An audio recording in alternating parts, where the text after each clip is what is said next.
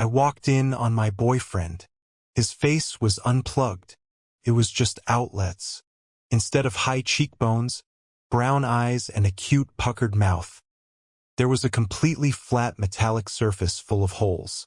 My boyfriend's face looked like a wall fixture, or maybe the back of a TV.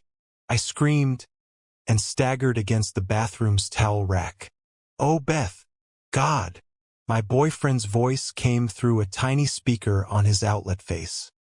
He grabbed a fleshy oval he was drying in the sink and pressed it against his head. I could hear a snap and click as he thumbed his cheeks. Within seconds, his face was attached like normal. Or at least as normal as it could appear after such a horrific reveal. "So sorry you had to see me like that." I turned and fled. Out of instinct more than anything, I ran to our kitchen and grabbed a knife. The cold handle stayed glued to my palm. Beth, calm down, please." My boyfriend emerged with outstretched, cautious hands. No need to overreact. He stayed away from the glint of my knife. "Where's Tim?" I said, looking right into my boyfriend's eyes. "What did you do with Tim?" "Beth, relax. I am Tim. I've always had this." He gestured behind his jawbones. I could see little divots where his face had just connected, little divots I had always thought were just some old acne scars. "I'm really sorry. I should have told you sooner. I should have told you as soon as I found out." What the fuck was he talking about? Found out what? That I'm not technically, that I'm not fully organic. The words froze me in place. Out of all the possible phrases he could have uttered, I really did not like the sound of "not fully organic." He nodded wordlessly several times. "I know it's awkward. I should have told you sooner. But as you might guess, it's not exactly the easiest thing to share." I stared for a long moment at this hunched-over, wincing, apologetic person who claimed to be my boyfriend. I pointed at him with the knife. "Explain." "I will, but first, why don't we put the blade away? Let's calm ourselves. Let's sit down." "You sit down." Although visibly a little frightened of my knife, he looked and behaved as Tim always did. His eyes still had the same shine. His lips still curled and puckered in that typical Tim way. If I hadn't seen him faceless a moment ago, I wouldn't have doubted his earnestness for a second. But I had seen him faceless, and now a primal, guttural impulse told me I couldn't trust him. He has a plug face. He has a plug face. "I'll go sit down." Tim raised his arms cooperatively. He grabbed one of our fold-out chairs and seated himself on the far end of our living room. "Here.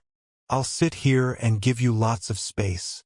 I unlocked the door to our apartment and stood by the front entrance. My hand still clutched the small paring knife in his direction.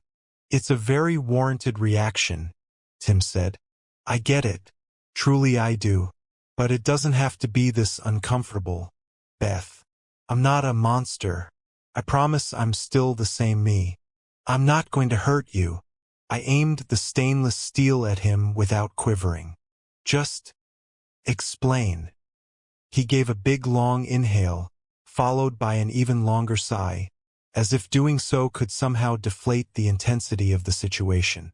"Okay, I'll try my best to explain. It's a whole lot I've uncovered over the last while, and I don't really know where to begin. But I'll start with the basics. First of all, we aren't real." I scoffed. I couldn't help myself. "We? Well, I don't fully know about you yet. I suspect you're artificial as well, but definitely me. I have fully confirmed that I'm a fake." Goosebumps ran down my neck. With my free hand, I touched the area behind my jawline. I couldn't feel any indents. I've never had any indents there. "A fake?" I asked. "A fake. A null. I'm not a real living person. I've been programmed with just enough memories to make it feel like I'm a carpenter in my early 30s. But really, I'm just background filler. Some sort of synthetic bioroid." Every word he said coiled a wire in my stomach. There's a couple others I discovered online. Tim pulled out his phone. Fakes, I mean. Their situations are similar to ours. It's always a young couple sharing a brand new apartment. One they can't possibly afford. He let the word hang. What do you mean? I said. We can afford our apartment. Beth, I've never worked a day in my life. What are you talking about? Tim steepled his hands and brought them over his face. I've set GoPros in my clothing. I've recorded where I've gone. After I put on my overalls and wave you goodbye, I take the elevator to our garage. But instead of going to P1 where our car is parked, I actually go down to P4 and lock myself up inside a locker. What? Something overrides my consciousness, and I sleep standing for hours. I'm talking like a full 8-hour workday, plus some buffer for any fictional traffic. Then my memory is wiped. What? My memory is wiped and replaced with a false memory of having worked in some construction yard with my crew. And then that's what I relay to you when I return home. That's all I remember. It's as simple as that. The goosebumps on my neck wouldn't relent. That can't be real. Can't be real. He stood up from his chair and pointed at the sides of his head. My whole face comes off, Beth. I squeezed my eyes closed and bit my tongue. I bit harder and harder, praying it could wake me up out of this impossibility. But there was nothing to wake up from. Do you want me to show you again? Tim asked. No, I said. Please don't. I don't want to see it. Of course you don't.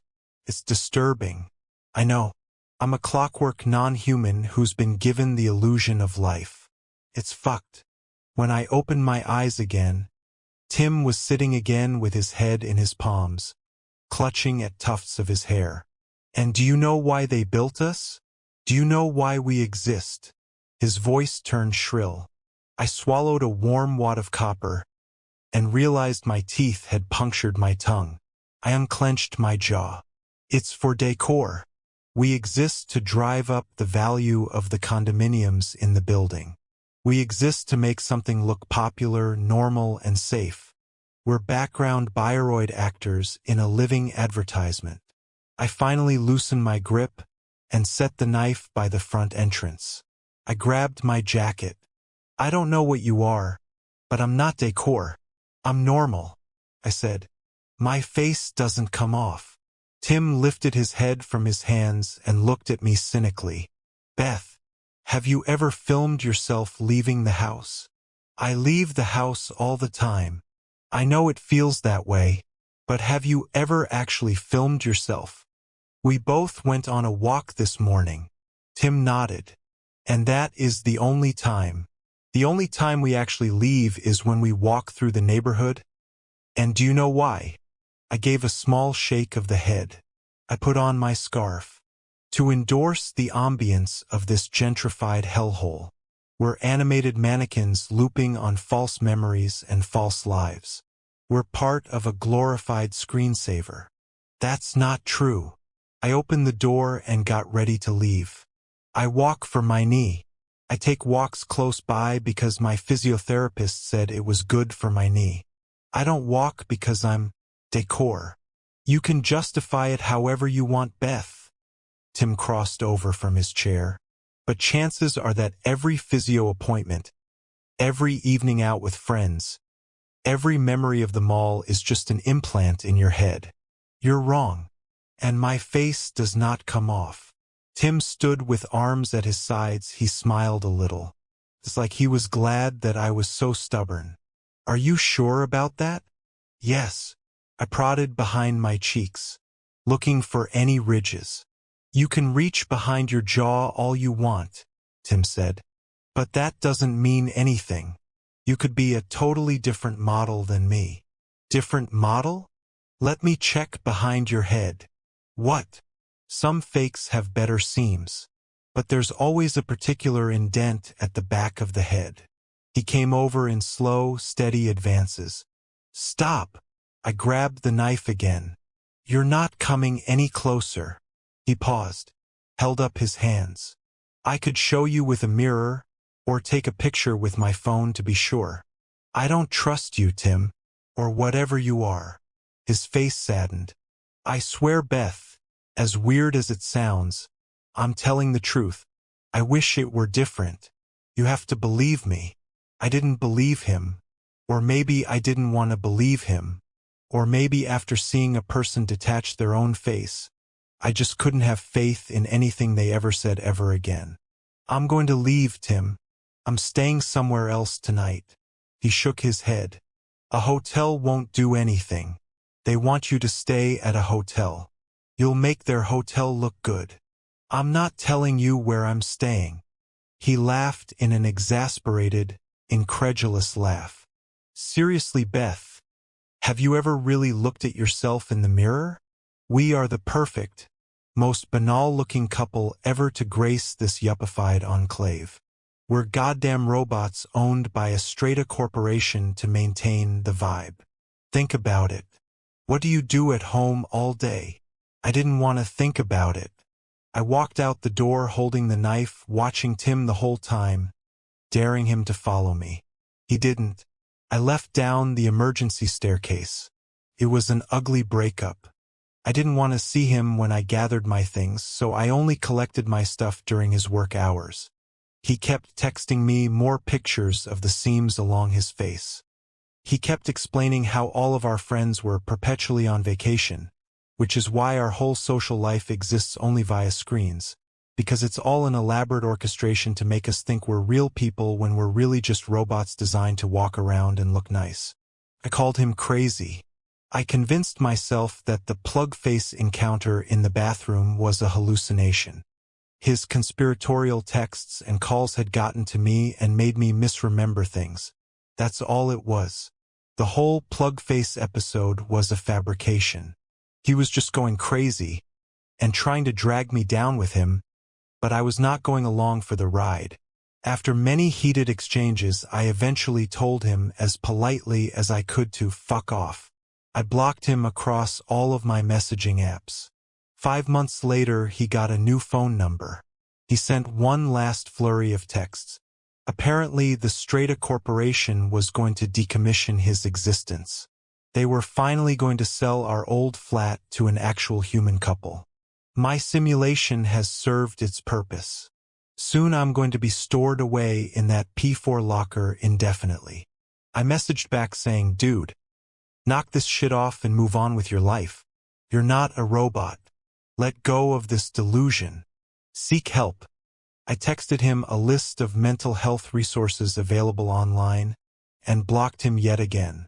Just because he was having trouble controlling his mania didn't mean he had the right to spill it onto me. These days I'm feeling much happier. I found a new man and reset myself in a completely different part of the city. We live in one of those brand new towers downtown. Our flat is super spacious with quick routes to all nearby amenities. It's something I could have never been able to afford with Tim. Tyler is a plumber with his own business, who has his priorities straight. He's letting me take all the time I need to adjust to the neighborhood. I'm spending most of my days sending resumes at home and chatting with Kira and Stacy, who are currently in Barcelona. When they get back, we're going to arrange an epic girls' night. Life's so much better here, so much more peaceful. Tyler holds my hand as we take our nightly walks around our place. My favorite part is when we cross beneath the long waterfall by the front entrance. Beneath the waterfall, the world appears like this shining, shimmering silhouette, waiting to reveal its magic. So beautiful.